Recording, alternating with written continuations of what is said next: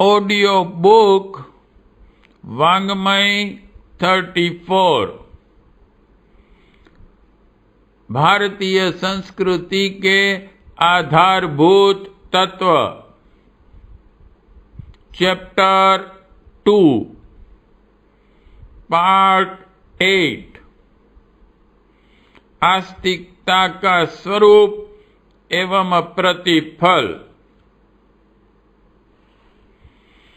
आस्तिकता का अर्थ है ईश्वर को मानना। मानने का अर्थ है उसका अनुयायी होना। अनुयायी होने का तात्पर्य है उनके विचार, निर्देश एवं आदर्श के अनुसार चलना। जो अपने को आस्तिक मानता है उसे यह भी मानना होगा कि वह परम प्रभु परमात्मा का अनुयायी है, उसका प्रतिनिधि है, उनका ऐसा प्रतिबिंब है जिसको देखकर परमात्मा के स्वरूप तथा उसके गुण तथा विशेषताओं का आभास पाया जा सकता है। परमात्मा में विश्वास करते हुए भी जो अपनी रीति नीति उसके अनुरूप नहीं बनाता, पवित्रता एवं उन्नत आत्मा नहीं बनता, वह दुष्ट, विद्रोही तथा प्रच्छन्न नास्तिक है। आस्तिकता स्वयं में एक उदात्त भावना है जिसे हर मनुष्य को अपने में विकसित करना चाहिए। उस परमात्मा को मानना, उसमें विश्वास करना मनुष्य का परम पावन कर्तव्य है, जिसने चिदानंद का साधक हर समर्थ जीवन दिया है। एक से एक बढ़कर विशेषताएं एवं क्षमताएं दी हैं। साथ ही आस्तिकता का बहुत बड़ा संबल भी है। आस्तिक भावना एक ऐसी अक्षय एवं अमोघ शक्ति है जिसके सहारे मनुष्य भयानक से भयानक संकट सागर को सहज ही पार कर जाता है। संसार में किसी समय भी कोई संकट आ सकता है और ऐसी स्थिति भी हो सकती है कि उस समय उससे बचने अथवा उबरने का कोई साधन न हो। संसार के सारे मित्रों, प्रेमियों, हितैषियों ने साथ छोड़ दिया हो। मनुष्य हर तरह से निरुपाय एवं असहाय बन गया हो। ऐसी भयानक स्थिति के अवसर पर उस निरुपाय एवं असहाय मनुष्य को आस्तिकता बहुत बड़ी सहायता बन जाती है। सब ओर से निराश होकर आस्तिक व्यक्ति ईश्वर का सहारा पकड़ लेता है, उसे ही अपना सबसे बड़ा सहायक एवं साथी समझ लेता है। सर्वशक्तिमान परमात्मा का अंचल पकड़ते ही उसमें आत्मबल, आत्मविश्वास तथा उत्साहपूर्ण आशा का संचार होने लगता है। प्रकाश पाते ही अंधकार दूर हो जाता है। मनुष्य में संकट सहने अथवा उसको दूर कर सकने का साहस आ जाता है। ईश्वर में अखंड विश्वास रखने वाला सच्चा आस्तिक जीवन में कभी हानि नहीं मानता। एक तो उसे यह विश्वास रहता है कि परमात्मा जो भी सुख दुख अनुग्रह किया करता है उसमें मनुष्य का कल्याण ही निहित रहता है। इसलिए वह किसी हर्ष, उल्लास अथवा कष्ट, क्लेश से प्रभावित नहीं होता। दूसरे, परमात्मा के प्रति आस्थावान होने से उसमें संकट सहने की शक्ति बनी रहती है। आस्तिक व्यक्ति परमात्मा का नाम लेकर संकट सहना क्या, उसका नाम लेकर जहर पी जाते और सूली पर चढ़ जाते हैं। मीरा, प्रहलाद, ईसा और मंसूर ऐसे ही आस्तिक थे।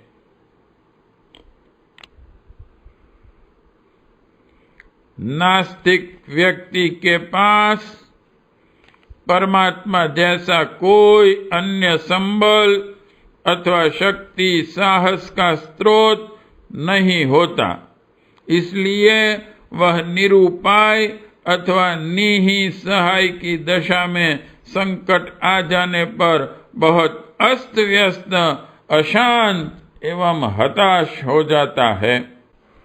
मानसिक संतुलन बनाए रहने के लिए उसके पास आस्तिक भाव जैसा कोई मानसिक आधार नहीं होता। इस अभाव से या तो वह अपने जीवन से भटक जाता है, कुमार्गगामी, सिद्धांत विहीन, आदर्शहीन होकर अपनी रक्षा करता है, अथवा हार मानकर मैदान से हट जाता है, अथवा विक्षिप्त होकर आत्महत्या तक कर लेता है। संसार में मानसिक संकटों से घबराकर विक्षिप्त होने अथवा आत्महत्या करने वालों की यदि मनः परीक्षा संभव हो सके और उनके विचारों तथा विश्वासों का पता लगाया जा सके, तो निश्चय ही वे नास्तिक भावना वाले निकलेंगे। आस्तिकता न केवल बाह्य संकटों में सहायक होने वाला संबल अथवा सहारा है, अपितु वह आंतरिक शत्रुओं काम, क्रोध, मद, लोभ आदि से भी रक्षा करती है। आस्तिक व्यक्ति अणु अणु में परमात्मा का दर्शन करता है। उसका आत्मविश्वास कहता है कि जिस प्रकार मैं परम पिता परमात्मा का प्रिय पुत्र, अनुयायी अथवा प्रतिबिंब हूँ, उसी प्रकार प्रत्येक प्राणी भी है। इस विश्वास से पुलकित सच्चा आस्तिक प्रत्येक प्राणी को अपना भाई बहन ही मानता और तदनुरूप प्रेम व्यवहार करता है। संपर्क में आने वाला जब प्रत्येक व्यक्ति अपना भाई बहन ही है, तब सच्चा आस्तिक उनसे कठोर, क्रूर अथवा छल कपटपूर्ण व्यवहार किस प्रकार कर सकता है। वह तो सबसे प्रेम पूर्ण, निश्चल एवं उपयुक्त व्यवहार ही करेगा। बंधु भाव से प्रेरित वह प्रत्येक की सहायता करने को हर समय तैयार रहेगा। वह किसी से स्वार्थ अथवा विश्वासघातपूर्ण व्यवहार कदापि नहीं करेगा। इस प्रकार सच्चा आस्तिक सहज ही में आत्म कल्याणकारी भव्य भावना का अधिकारी बन जाता है।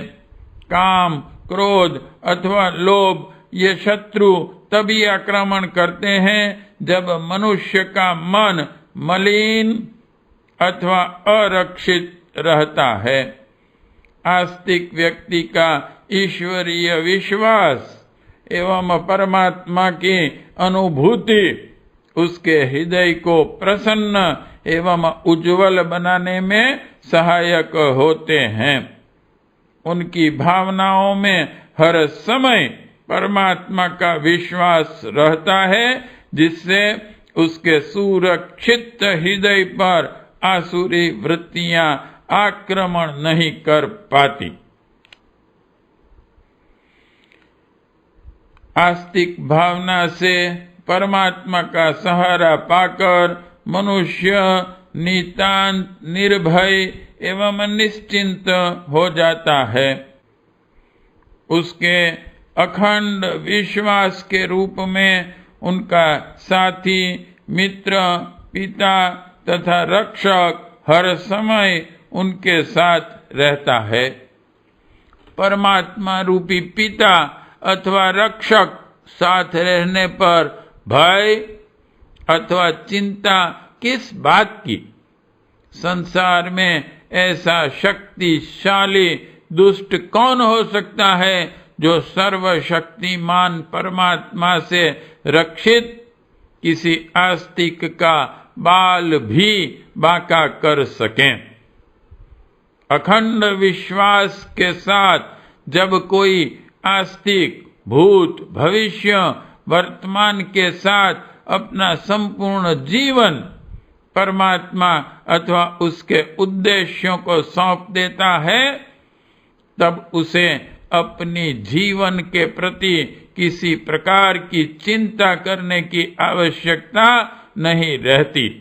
तब भी यदि वह चिंता करता है तो समझना चाहिए कि उसने अपना दायित्व पूरी तरह से सर्वशक्तिमान को सौंपा नहीं है, अथवा उसकी ईमानदारी में विश्वास नहीं करता कि धरोहर रूप में उसके पास सौंपे हुए जीवन की वह खोज खबर लेता ही रहेगा, जो अपना सर्वस्व पूर्ण रूप से परमात्मा को सौंपकर उद्देश्य में नियोजित हो जाता है, पूरी तरह से उसका बन जाता है।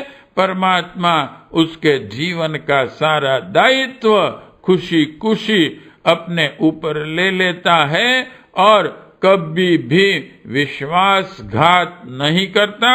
आत्मसमर्पण में कमी अथवा दुर्भी संधि होने पर ही उसकी उपेक्षा बरती जा सकती है, अन्यथा अनुभूति से परमात्मा में समाहित हो जाने पर किसी प्रकार का भय अथवा चिंता करने की आवश्यकता नहीं रहती। निश्चिंतता एवं निर्भयता में कितना अनिर्वचनीय सुख है, इसको एक सच्चा आस्तिक ही अनुभव कर सकता है। असंदिग्ध आस्तिकता ईश्वर के साथ भावनात्मक सत्संग है। जब साधारण सज्जनों तथा सत्पुरुषों का संग असुर को देवता बना देता है, तब ईश्वर जैसी परिपूर्ण एवं सर्वगुण संपन्न सत्ता का संग मनुष्य को क्या बना देगा? इसकी प्रसन्न कल्पना उसका संग करके ही अनुभूत की जा सकती है, कही नहीं जा सकती। मनोवैज्ञानिक तथ्य के अनुसार जो जिसके संसर्ग में रहता है वह उसी का अनुरूप एवं अनुभाव हो जाता है।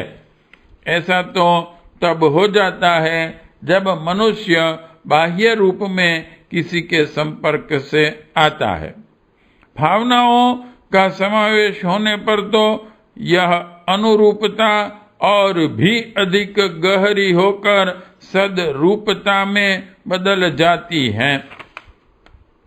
जब साधारण लौकिक व्यक्तियों का सत्संग इस प्रकार प्रतिफलित होता है, तब उन सर्व एवं संपूर्ण श्रेष्ठ तथा श्रीमंत सर्वशक्तिमान के संपर्क में आकर सोहम की भावना भूमि के स्तर पर आकर मनुष्य किस अनिर्वचनीय आत्मकल्प की दिशा में गतिमान हो उठेगा,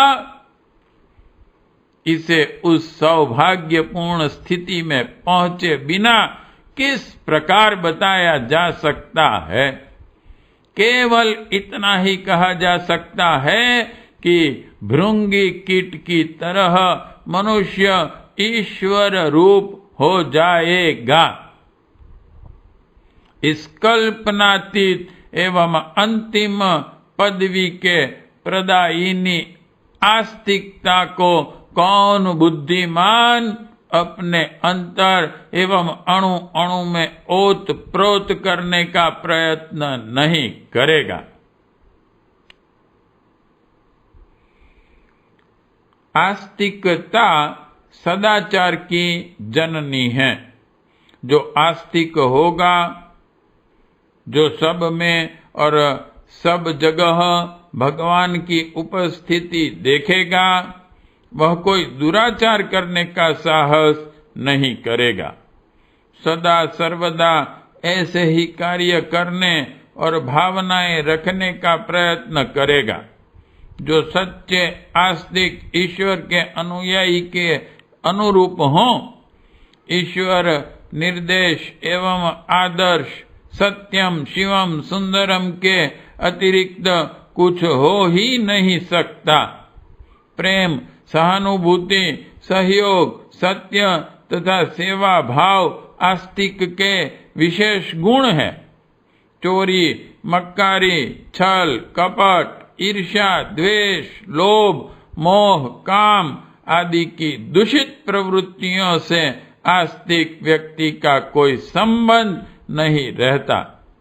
आस्तिकता द्वारा ईश्वर से भावनात्मक संपर्क रखने वाला तो उसके अनुरूप ही अपने जीवन को उन्नत एवं उत्कृष्ट बनाने का प्रयत्न करेगा। आज संसार जिस शांति, व्यवस्था तथा सहयोग भावना की आवश्यकता अनुभव कर रहा है, वह आस्तिकता द्वारा सहज ही प्राप्त हो सकती है।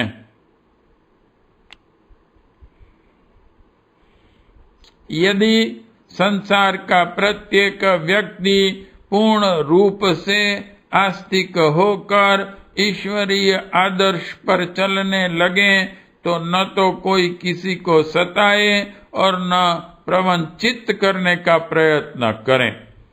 हर कोई अपनी सीमाओं में संतुष्ट होकर शांति पूर्वक जीवन यापन करें। आज संसार में फैला हुआ सारा अनाचार इसी कारण है कि लोग केवल अपने स्वार्थ को देखते हैं, किसी दूसरे की सुख सुविधा अथवा अधिकार सीमा का ध्यान नहीं रखते।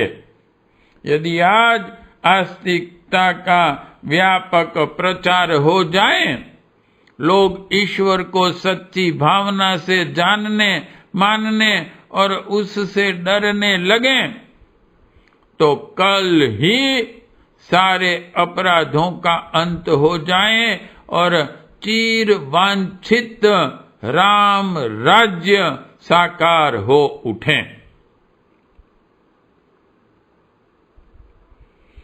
जब तब पूजा पाठ कर लेने अथवा किसी देव प्रतिमा के सम्मुख सिर नमा देने मात्र से ही कोई आस्तिक नहीं हो जाता। आस्तिकता का अर्थ है अपनी भावनाओं एवं क्रियाओं को उत्कृष्ट बनाना। ईश्वर में विश्वास करता हुआ और अपने को आस्तिक घोषित करता हुआ भी जो व्यक्ति सांसारिक तृष्णा, वासना का दास बना हुआ है, वह आस्तिक नहीं, आडंबरी है। किसी प्रकार भी आस्तिक मानकर उसका आदर नहीं किया जा सकता। आस्तिकता का अर्थ है प्राणी मात्र में परमात्मा की झांकी देखना और तदनुसार ही प्रत्येक का आदर करना, उसके साथ उदारता, दया और प्रेम का व्यवहार करना ही आस्तिक जनों के श्रेष्ठ लक्षण हैं।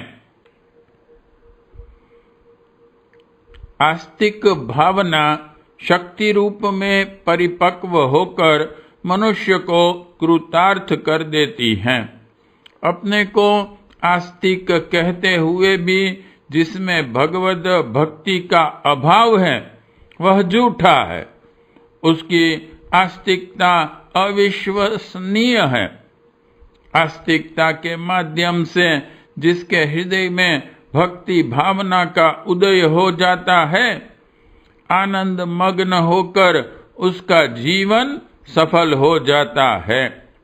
भक्ति का उदय होते ही मनुष्य में सुख, शांति, संतोष आदि के ईश्वरीय गुण फूट पड़ते हैं।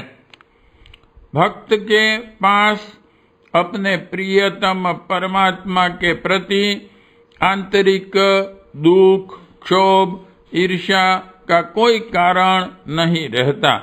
भक्त का दृष्टिकोण उदार तथा व्यापक हो जाता है। उसे संसार में प्रत्येक प्राणी से प्रेम तथा बंधुत्व अनुभव होता है। जन जन उसका तथा वह जन जन का होकर लघु से विराट बन जाता है। आठों याम उसका ध्यान प्रभु में ही लगा रहता है। संसार की कोई भी बाधा व्यथा उसे सता नहीं पाती। वह इसी शरीर में जीवन मुक्त होकर चिदानंद का अधिकारी बन जाता है। यह है आस्तिकता की परिपक्वता का परिणाम। तब भला कौन ऐसा होगा जो भगवान से सानिध्य, संसर्ग तथा उसकी भक्ति पाकर कृतार्थ होने के लिए सच्चा आस्तिक बनकर अपना जीवन धन्य न करना चाहेगा। पार्ट 8 समाप्त। पार्ट 9 भक्ति का वास्तविक स्वरूप। प्रेमी को सदा देना ही देना पड़ता है।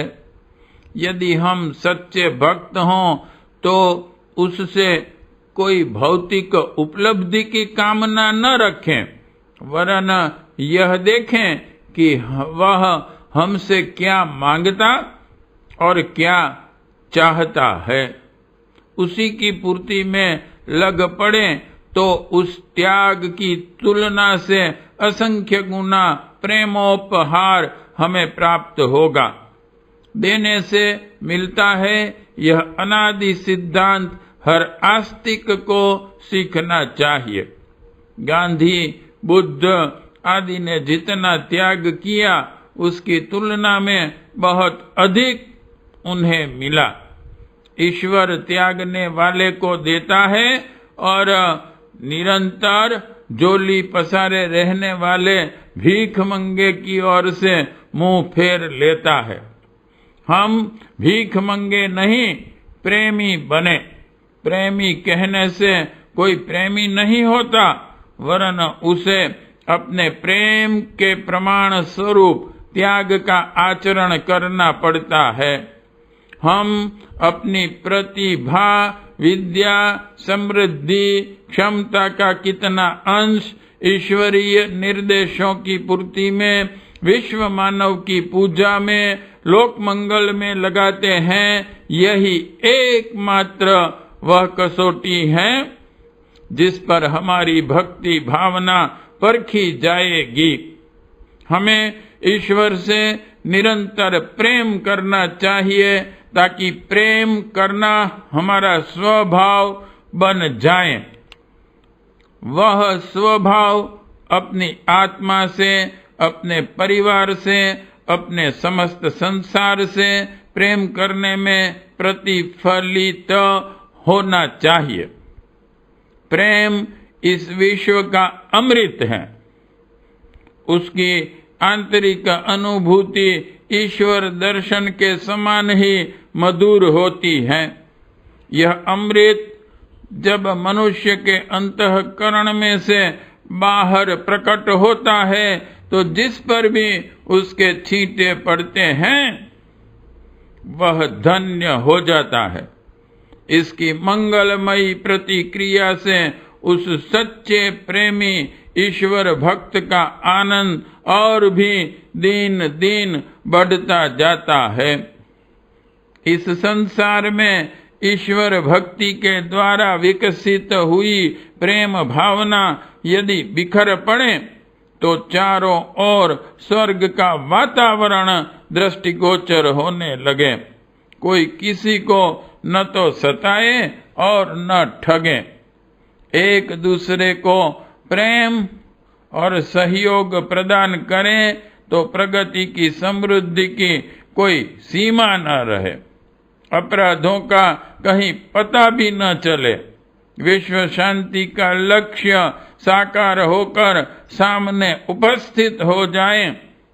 जिस सतयुग को धर्म राज्य या राम राज्य को लाने की हम कामना करते हैं वह ईश्वर भक्ति के द्वारा आस्तिकता की प्रतिष्ठापना के द्वारा ही संभव है।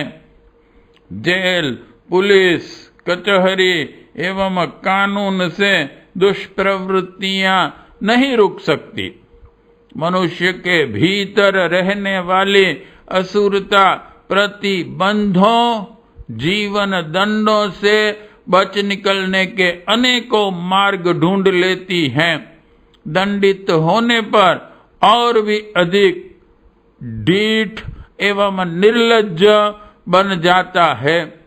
स्थिर उपाय तो यही है कि हर मनुष्य दूसरों में परमेश्वर की झांकी करके उसके साथ सद्व्यवहार करना सीखें और उस सर्वज्ञ की निष्पक्ष न्यायशीलता का स्मरण करते हुए हर बुरे काम से बचें। व्यापक सदाचरण की आधारशिला आस्तिकता ही हो सकती है और उसी आधार पर मानव जाति की हर समस्या को सुलझाया जा सकना संभव होगा। पार्ट 9 समाप्त। पार्ट 10 कृतज्ञता की भावना। कृतज्ञता मनुष्य का सबसे बड़ा आध्यात्मिक गुण है, जो दूसरों के किए उपकारों का स्मरण रखता है, उस सहायता के लिए सद्भावना रखता है और यथासंभव बदला चुकाने का प्रयत्न करता है, उसे आध्यात्मिक व्यक्ति कहना चाहिए। आध्यात्मिकता में प्रेम भावना की तरह कृतज्ञता भी उसका दूसरा प्रतीक है। यदि हमें कृतज्ञता की दृष्टि उपलब्ध है तो यह सारा संसार ही उपकारी एवं सहयोगी प्रतीत होने लगे।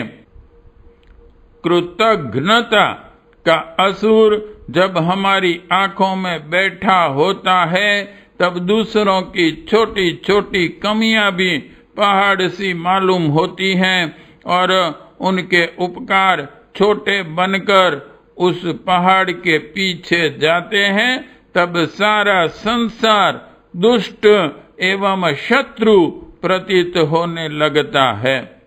किंतु यदि उपकारों को पहाड़ और त्रुटियों को उपेक्षणीय मानने की अपनी दृष्टि हो तो यह संसार स्नेही, सौम्य एवं मित्र प्रतीत होगा। कृतज्ञता की दृष्टिकोण में स्वर्ग और कृतघ्नता की दृष्टि में नरक का निवास रहता है। दोनों में से हम जिस प्रवृत्ति के भी अभ्यस्त होते हैं उसी के अनुरूप इस संसार का वातावरण हमें दिखाई देने लगता है। हमारे चारों ओर सुखद वातावरण बना रहे, इसके लिए कृतज्ञता की भावनाएं हमें अपने स्वभाव में समाविष्ट करनी चाहिए। उपासना के द्वारा हम इस सत्प्रवृत्ति का भी सहज अभ्यास कर लेते हैं। ईश्वर के द्वारा हमारे ऊपर जो उपकार हैं, उसका स्मरण करने का स्तुति ज्ञान उपासक के मन में परम प्रभु के प्रति कृतज्ञता का भाव भर देता है। सभ्य समाजों का यह उचित शिष्टाचार है कि उपकार करने वाले को धन्यवाद दिया जाए। पाश्चात्य देशों में छोटे छोटे सहयोगों के लिए घर कुटुंब में भी परस्पर धन्यवाद, थैंक यू कहने का शिष्टाचार बरतते हैं। जिस ईश्वर के हमारे ऊपर अनंत उपकार हैं, उसके लिए 1000 बार भी यदि प्रतिदिन सराहा जाए तो कम है। नाम जप या ईश्वर स्मरण का एक बड़ा प्रयोजन हमारी कृतज्ञता वृत्ति का विकास करना भी है। यह मनोवृत्ति संसार में जितनी ही अधिक बढ़ेगी, उतना ही सद्भाव एवं सहयोग बढ़ेगा। परस्पर एक दूसरे का सम्मान करेंगे और सुखी रहेंगे। व्यक्ति और समाज के लिए परम श्रेयस्कर इस कृतज्ञता की सद्प्रवृत्ति का उपासना द्वारा संसार में अभिवर्धन ही होता है। पार्ट 10 समाप्त। पार्ट 11 समग्र सुविकसित व्यक्तित्व। परमात्मा का ध्यान करते हुए उपासक को एक समग्र सुविकसित परम पुरुष की कल्पना करनी होती है। राम, कृष्ण, शिव, सरस्वती, दुर्गा, गायत्री आदि के रूप में हम एक सर्वांग पूर्ण सर्व सद्गुण संपन्न व्यक्तित्व का ध्यान करते हैं, उसे अपना इष्ट मानते हैं। जिसका भी हम तन्मयता पूर्वक ध्यान करेंगे, उसके अनुरूप हमारा व्यक्तित्व भी बनता चलेगा। भृंग और झिंगुर का उदाहरण प्रसिद्ध है। कहते हैं कि झिंगुर भृंग के चंगुल में फंस जाता है और उसका निरंतर गुंजन सुनता एवं स्वरूप देखता है। फलतः कुछ समय में वह स्वयं भी शरीर एवं मन से भृंग बन जाता है। यह उदाहरण कितना सच है कह नहीं सकते, पर यह तथ्य मनोविज्ञान शास्त्र के आधार पर पूर्णतया सत्य है कि मनुष्य जैसा लक्ष्य बनाता है और उसका जितनी भावना एवं तन्मयता के साथ चिंतन करता है, उतना ही वह ऊंचे ढांचे में ढलने लगता है। एक परिपूर्ण समस्त सद्गुणों और सत्प्रवृत्तियों से सुसंपन्न व्यक्तित्व के रूप में परमेश्वर का जब ध्यान किया जाता है, उसको अपने में और अपने को उसमें देखने का अभ्यास किया जाता है, तो उसका परिणाम यह होता है कि उस इष्ट देव की विशेषताएं अपने भीतर बीज रूप से विकसित हों और आगे चलकर वे मूर्तिमान बन जाएं। आत्मविकास की दृष्टि से यह इष्ट देव के ध्यान वाली प्रक्रिया बहुत ही उत्तम है। इसमें इतनी ही सतर्कता की आवश्यकता है कि इष्ट देव को दोष, दुर्गुण, अभाव एवं कुरूपताओं से आच्छादित न किया जाए, अन्यथा वे दोष भी अपने में आने लगेंगे। मांसाहार, मद्यपान, व्यभिचार, छल जैसे दुर्गुणों का आरोपण किसी को भी अपने इष्ट देव में नहीं करना चाहिए। अच्छा यही है कि उन्हें पूर्ण ब्रह्म का प्रतीक माना जाए और कोई भला बुरा चरित्र उनके मन में चित्रित न किया जाए। पार्ट 11 समाप्त। पार्ट 12 अंतरात्मा की पुकार। अंतरात्मा की अपनी एक आवाज होती है जो हमें ईश्वरीय मार्गदर्शक की तरह रास्ता बताती है। पाप कर्मों में हाथ लगते ही अंतःकरण कांपता एवं धिक्कारता है। सत्कर्म करने पर वह प्रफुल्लता, हल्कापन एवं संतोष अनुभव करता है। आत्मा की इस पुकार को यदि हम सुनने लगें और उसका अनुसरण करें तो निश्चित ही इससे जीवन को सार्थक बनाने की प्रक्रिया पूर्ण होती है। जीवन शोधन का प्रयत्न करते रहने पर आत्मा पर चढ़े हुए मल, आवरण, विक्षेप हट जाते हैं। अंगार के ऊपर राख की परत जम जाने से वह ठंडा और काला प्रतीत होता है। जब राख हटा दी जाती है तो भीतर का अंगार फिर गर्मी और रोशनी के साथ प्रकट होता है। उपासना द्वारा आत्मा पर चढ़े हुए आवरण हटाते हैं और वह राख हटाए हुए अंगारे की तरह अपने शुद्ध स्वरूप में प्रकट होती हैं। ऐसी दशा में वे रिद्धि सिद्धियां स्वयमेव प्रकट होने लगती हैं जो कठिन योगाभ्यास द्वारा योगी जनों को उपलब्ध होती हैं।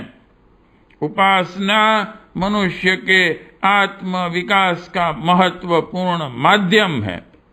कुछ कहने की आवश्यकता नहीं कि विकसित व्यक्तित्व ही पूर्णता के परम पद का अधिकारी होता है। जीव जब तक वासना और तृष्णा के बंधनों में बंधा है तब तक वह माया ग्रसित एवं भव सागर में फंसा हुआ माना जाएगा और जब वह इन कसाय कल्मशों से ऊपर उठ जाता है तब उसे ब्रह्मलीन होने में, सायुज्य मुक्ति पाने में किसी प्रकार की बाधा नहीं रह जाती। लकड़ी जब तक मौजूद है तभी तक अग्नि की लौ उठेगी। जब लकड़ी समाप्त हुई तो लौ भी व्यापक अग्नि तत्व में लय हो जाती है। इसी प्रकार जब तक वासना तृष्णा की लकड़ी मौजूद है जीव बंधन में पड़ा माना जाता है और जैसे ही संकीर्णता दूर हुई कि परमात्मा से मिलन प्रत्यक्ष होगा। हवा का आवरण ही पानी से बबूले को पृथक करता है। हवा हटी कि बबूला फूटकर जल राशि में लय हुआ। उपासना हमारे आत्म विकास का पथ प्रशस्त करती है और हम अपूर्णताओं को, दोष दुर्गुणों को छोड़ते हुए पूर्ण परमात्मा की पूर्णता में लय हो जाते हैं। आत्मिक स्तर का विकास ही आत्म कल्याण का एकमात्र उद्देश्य होता है। पार्ट 12 समाप्त। पार्ट 13 जीवन साथी का सहारा। उपासना के माध्यम से जब हम परमात्मा को अपने भीतर और बाहर समाया हुआ देखते हैं, अपना सखा, स्वामी, मित्र और घनिष्ठ आत्मीय मानते हैं, तो स्वभावतः हमारा साहस असंख्य गुना बढ़ जाता है। सशस्त्र पुलिस गार्ड के पहरे में हम रात्रि को भयानक जंगलों के बीच भी निर्भय हो जा सकते हैं, क्योंकि तब यह विश्वास रहता है कि साथी पुलिस गार्ड दुष्ट आक्रमणकारी की दाल न गलने देगा। इसी प्रकार अनंत सामर्थ्य संपन्न परमेश्वर को जब हम हर घड़ी अपने साथ देखते और अपना विश्वास पात्र मित्र मानते हैं, तो हर प्रकार के भय से छुटकारा मिल जाता है। भय ही आत्मिक अशांति का कारण है। निर्भयता के बराबर और कोई सुख नहीं। जो निर्भय है, निश्चिंत है, जिसे अनंत बलशाली का सहारा है, उसे अपने भविष्य के बारे में आशंका ही क्या हो सकती है। कुशल ड्राइवर के द्वारा चलाई जा रही रेल में हम सोते चले जाते हैं, तो फिर जीवन की नाव परमात्मा के हाथ में सौंप देने वाले भगवान के भक्त को अपने भविष्य के बारे में कोई चिंता एवं उद्विग्नता क्यों होगी।